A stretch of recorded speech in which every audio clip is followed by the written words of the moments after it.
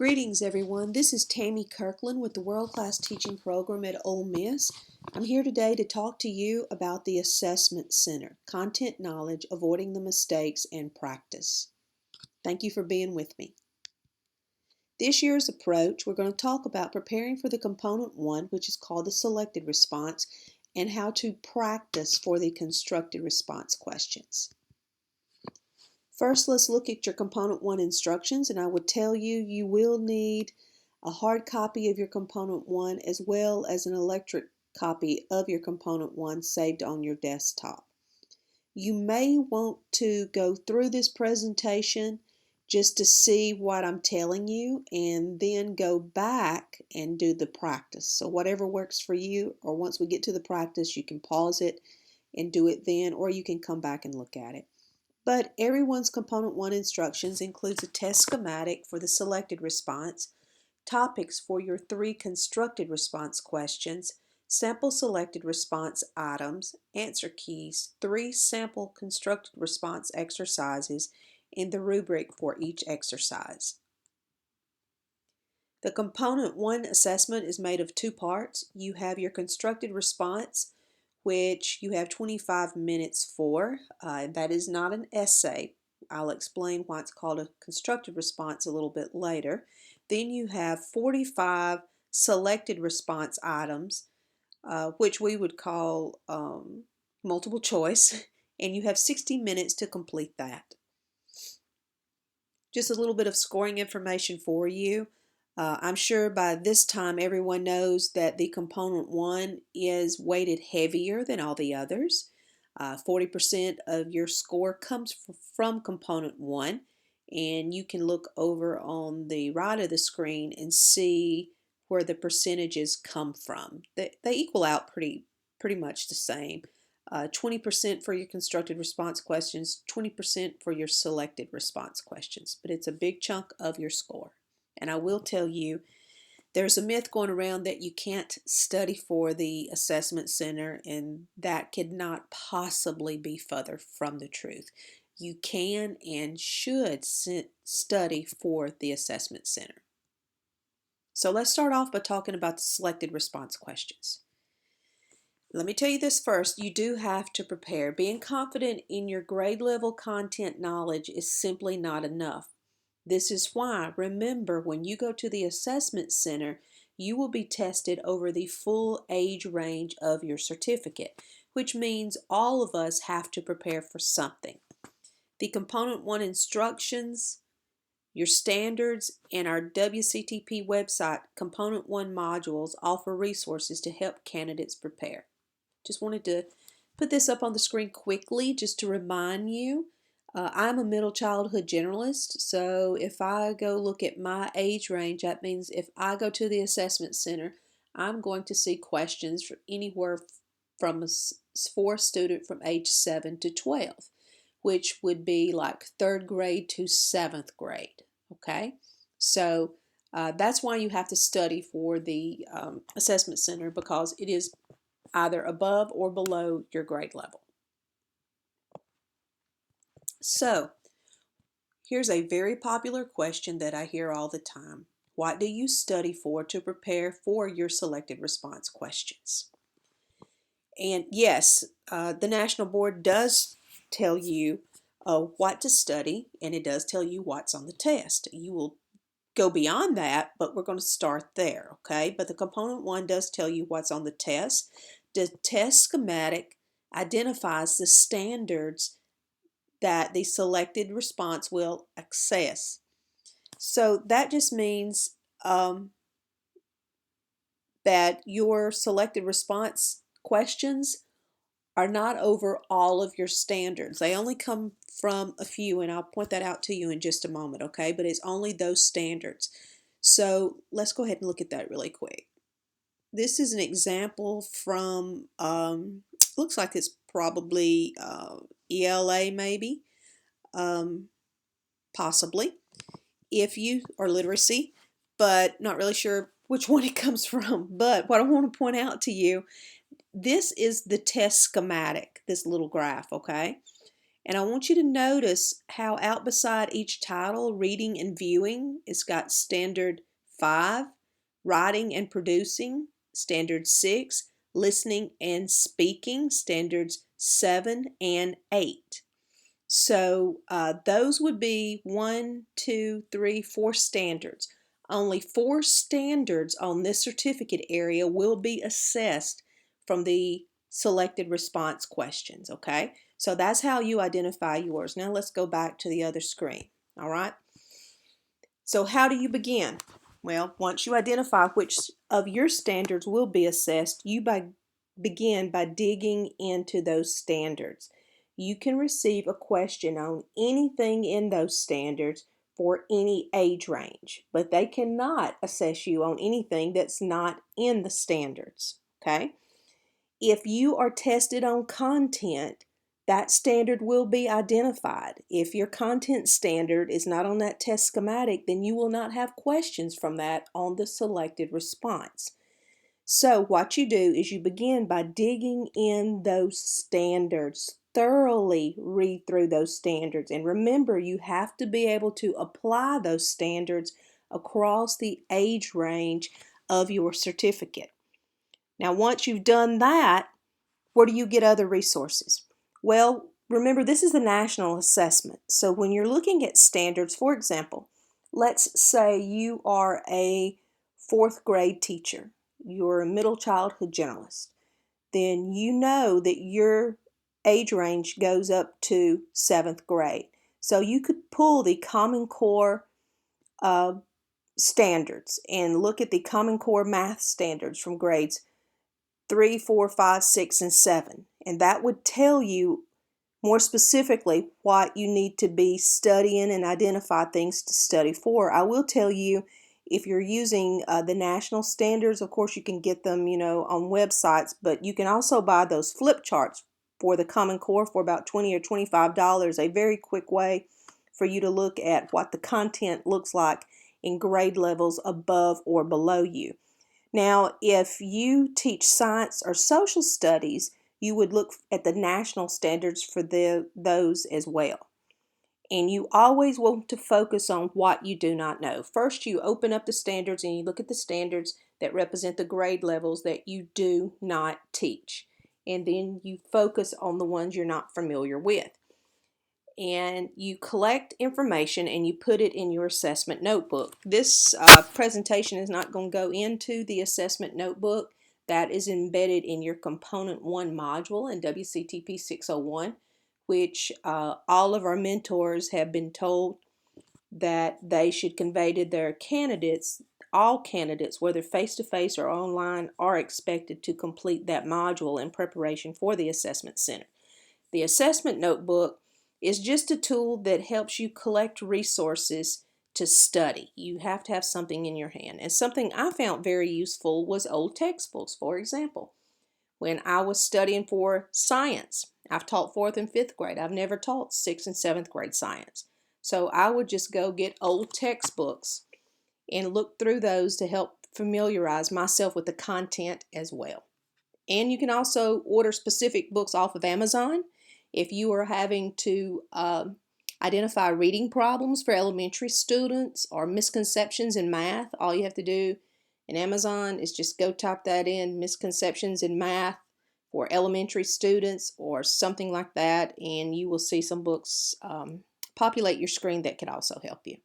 So that's what you study.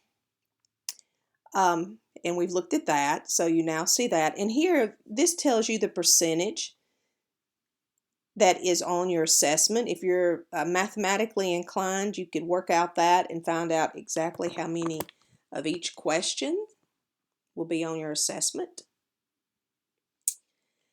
Now I want to point this out. This is something that typically gets our candidates in trouble. And that is they fail to realize that these standards are a very big portion of the Component 1 assessment. This is from the scoring guide. I want to prove this to you. If you go to your scoring guide, it tells you how to evaluate your performance on Component 1 content knowledge. look at the very first thing it says. Did you study the standards in your certificate area before attending the assessment center? Did you analyze your strengths and weaknesses? And then down below, where we're talking about some more of the issues that people could see, it says, were you able to make solid connections in your responses to the standards described in the rubric? So that applies to the constructed response, which tells you, yes, you should most definitely integrate the standards at the assessment center. So just wanted to bring you back here and call your attention to the fact that the standards are very key in component 1, just as they are in components 2, 3, and 4. Okay, let's talk about the constructed response questions, because you can really, really, really practice and study for these questions. We're going to talk about a couple of the common mistakes before we get to the practice. One of the first common mistakes is not answering all the questions. Now, this is timed 25 minutes each. So what you should do, you can and you should bullet. That's why it's called a constructed response and not an essay. If you go in as if you're going to write an essay, you will not complete your questions in time. So you cannot approach it that way. You can and should bullet. You begin by separating out the questions from the prompt, and this becomes like a heading. I'll show you what that looks like in a moment. Then you're going to bullet your response underneath it. As time allows, you will go back and flesh it out. This is a strategy that will assure that you address everything. Here is a sample from, it says literacy genres. If you look at the bottom, you see 3 bullets, okay? But 3 bullets, these would be the questions that you answer. However, it's not just 3 questions that you answer. Here you provide an identification of the genre, look at this, and its purpose. You provide interpretation of the text theme and the author's choice and the use of literary devices. Explain the relationship between the text meaning and the author's choice and the use of literacy devices. So you can see that is multiple questions. 1, 2, 3, 4, 5, 6, 7, 8 questions as opposed to 3 bullets. So you just want to be aware of that. And the other common mistake, we spoke about it briefly, I showed it to you, was a failure to integrate the standards. Let's talk a little bit about how you can do that at the assessment center. A popular way is to create acronyms to help you recall the question parts, requirements, and the standards to incorporate. Now, your prompts that you are asked to answer at the assessment center prompt you to embed and integrate a standard. So you can create an acronym for that yourself, or you can use this old reliable, a CIA heart. Now, I've been told it's old, it's not applicable anymore. The standards have been updated since then. Some of that's true, some of that's not. Yes, the standards are updated on a regular basis. However, this is still very applicable to everyone. By this point, you should be familiar with your standards. And look at what a CIA heart is. Access background knowledge, collaborate with colleagues, involve students in their learnings, accommodate, home to school connection, equity, fairness, diversity, appropriate assessments, resources within the community, and technology.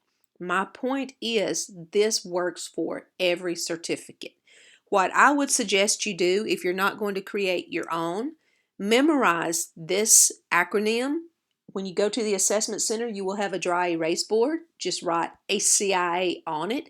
And as you are crafting your answers, keep that in front of you. And when you have an opportunity to integrate one of these standards, do so. So that's a pretty good resource for that.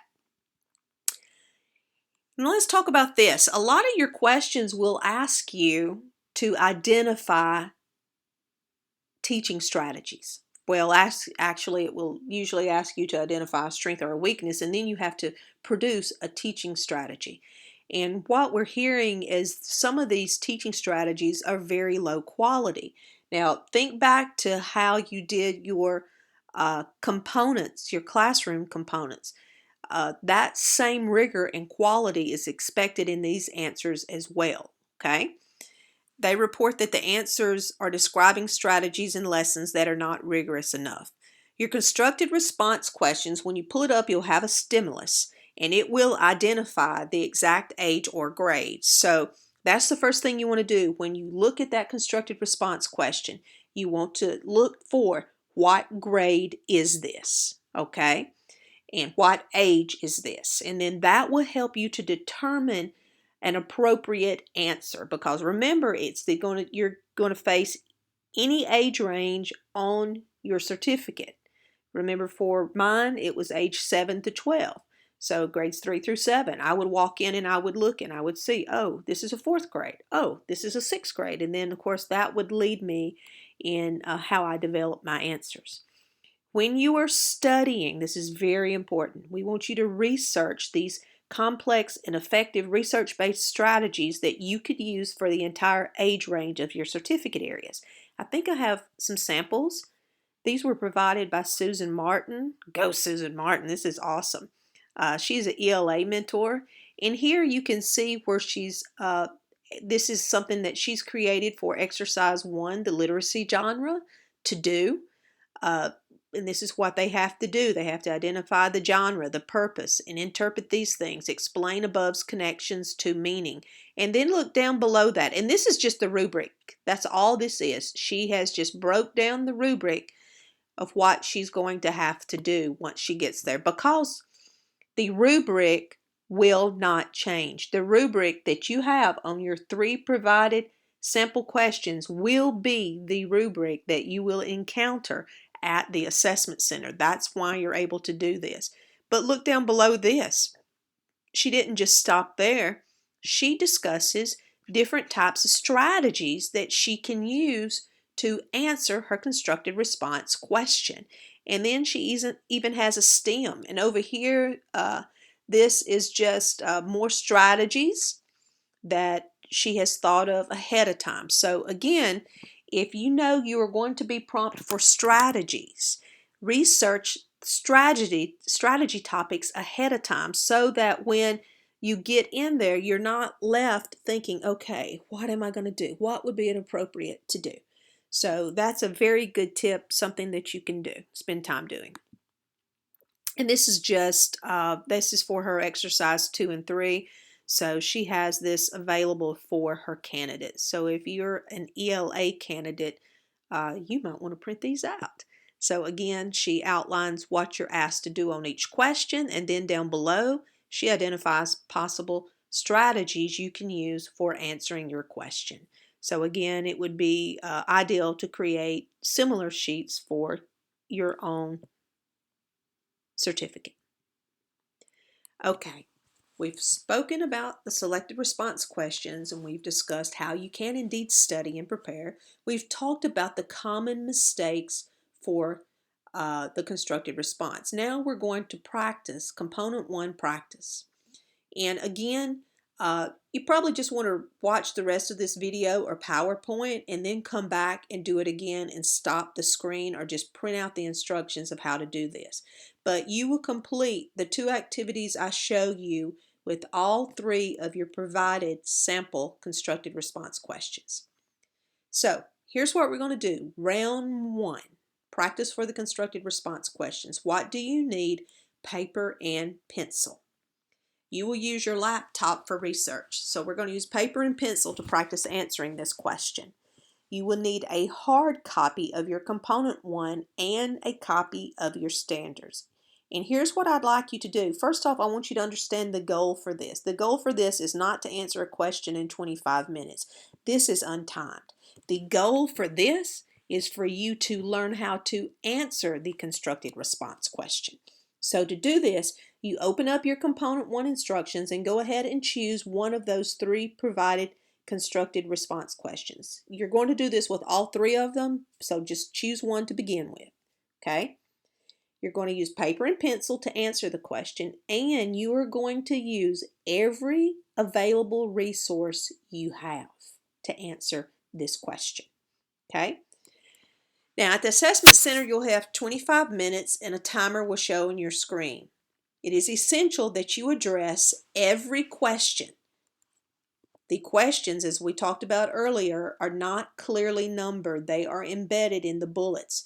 So the first thing we want you to do is create an outline. This will make sure you address everything. And here's an example. This is actually from Middle Childhood Generalist. You notice there are 5 questions but 3 bullets. So you see where I'm underlining the different questions. So you keep this in front of you. You're looking at the questions you have to answer. And then look at what I've done. I've outlined my questions. Major misconception. Misconception example. Let's go back and look. Look in the very first one with the red. Identify a major misconception. Give an example. So on my paper, I would write major misconception. Then I would write misconception example. Underline mathematical concept. 1 instructional strategy. Rationale for that strategy. Let's go back. See where I got this? Okay, give you just a moment to look at that. What I'm doing is assuring by creating an outline that I will address all of the questions. Okay, so again, these are the questions in my sample question that I have to answer. This is the outline. So then, once I created this outline very quickly, then I will come back and I will flesh out each one of these. And that assures me, again, that I answer every question. If you just begin working question by question, you may not get through all of them, all right? So this outline will help you to address everything on your assessment. Then you're going to flesh out your answers. Remember, the focus of this practice is to help you learn how to successfully answer the question. Okay, so if you don't know, like here, I had to have an instructional strategy. Maybe I didn't know a good strategy right offhand. Well, I would spend that time researching it. Okay, remember we just talked about how you can prepare for that ahead of time too. So you can do that. This is not time. Again, the focus is to help you to learn how to answer the question. Do not forget to integrate your standards. Now, some components are just content-based, like I think, for example, math, maybe possibly even science. When you go to the assessment center, you're going to do math problems and science questions, okay? But you know what? Even those math questions and science questions come from your content standard, okay? So be familiar with your content standard. Use any resource to assist you to help with this practice. Also, very important as a guide, open up that questions rubric and keep it in front of you as you answer the question. And then once you've finished, go back and look at the rubric again. And make sure you look at the 1 and 2 rubric because it points out what not to do. And look at the 3 and 4 because it tells you what to do. So this will take more than 25 minutes. That's the expectation. But again, this focus is to help you learn how to answer the question. Okay? Now, once you've done that for your question, then we're going to move to round 2. I suggest you do that for let's just say you chose question 1. Do round 1 for question 1 and then move on to round 2 for question 1. And then you could do this process again for questions 2 and 3. So what will you need for round 2? You need a laptop. You need an electronic copy of your component 1 and a timer. Any timer, your phone's fine if you want to use that. So how do we do this? This goal is learn how to answer the constructed response question when it is timed without any resources. So put away all those good resources that you just spent time working on. Let me use one of my favorite phrases. Clear your desk. Okay? So you should only have your computer in front of you.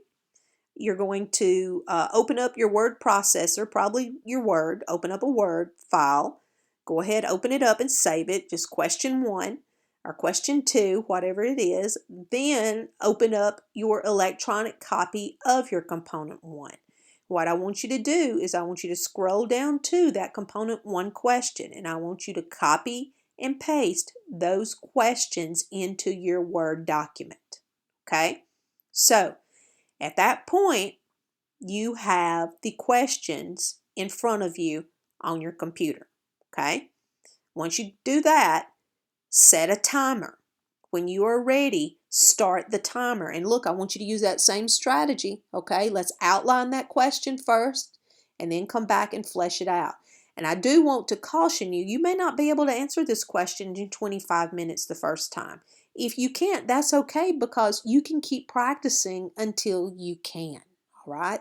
And then once you're through, once you have answered it, don't forget to go back to your questions rubric.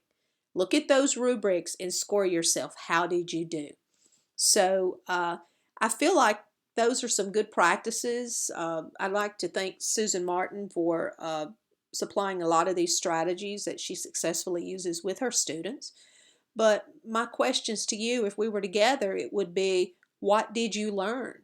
What do you need to work on? Okay? So I hope those activities have been helpful to you. I regret that we could not do it in person, but hopefully this presentation will help you to understand how to do it on your own. Just a few more quick things. These are just some tips from the constructed response.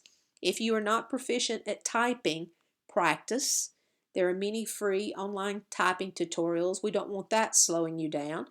Take each CRI prompt, break it down to a list of must-haves. When we looked at those colored sheets that included the strategies, the very first thing on each question was the must-haves. So you can create sheets like that for your questions. Again, you can go back and just print out those sheets from this presentation as a guideline of how to create your own. Memorize the different prompt for each constructed response question. You don't know what the grade level or the specifics will be, but you will know the topic. Prompts will be similar, just based on different levels and work samples. That means each one of those sample questions is going to be similar. If you have a reading, math, and science practice question, then when you get to the assessment center, you will have a reading, math, and science question. Now, this is very important. Each constructed response question has a different rubric. Study the rubrics. Memorize the component 4 rubrics. Rubrics are simple. They tell you exactly what you will be asked to do. For example, you may be asked to provide 2 teaching strategies, 1 teaching strategy, provide a rationale. You're going to be prompted to do that. Same thing at the assessment center. If you will spend time doing this, you will save so much time and feel so much more prepared for the assessment center. Again, bullet your information. We talked about outlining the questions. Fragments are okay. They're not judging your rubric. They're not judging your writing ability. They're just looking for content. Now, this is important too. Remember, quality over quantity. If you're asked to provide 2 examples and you provide 3, you have just wasted time. Number 1, the assessors won't even read your 3rd example. Give them exactly what they ask for. And finally, as we talked about again, do not forget to incorporate your standards. One more thing you can do, there's an assessment center tutorial, and this is embedded in the component 1 module on WCTP 601. And this is very important. You want to practice this. It does not, it no longer downloads on your laptop. It just opens up.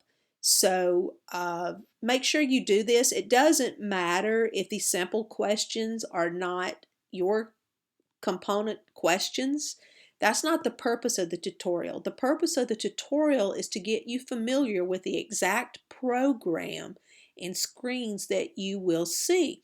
So go through this several times, and it will not let you proceed to the next page until you have scrolled all the way down on the first page. That assures that you have at least looked at everything, hopefully read everything, and also something about the selected response. This tutorial will allow you to show you how to flag questions and come back to them. Now, you can't skip on constructed response questions, okay? The timer starts and it doesn't stop until time's up, all right? But on the selected response, you can skip questions and come back to them. Now, you don't want to do a lot of that, but we certainly don't want to, lose time either. And by practicing through this tutorial, you will learn how to do that. And you can also practice answering questions. It will show you a sample question. You practice outlining that. That doesn't matter if it's yours or not, but just practice outlining that so you'll know how to do that on your screen. And then finally, the WCTP 601 got a really, really good workover this early spring. We would like you to complete the Component 1 module. And again, we ask and expect all of our candidates, whether face-to-face or online, to do this. Okay, so you go into WCTP 601 and there's your Component 1 module. Another thing you can and should do is ask your mentor if they have any additional advice or resources to help you study for the constructed response questions. So that is it for our Component 1 training. I trust that this has been helpful to you. I wish you the very best, and email me if you have any questions. Thank you so much.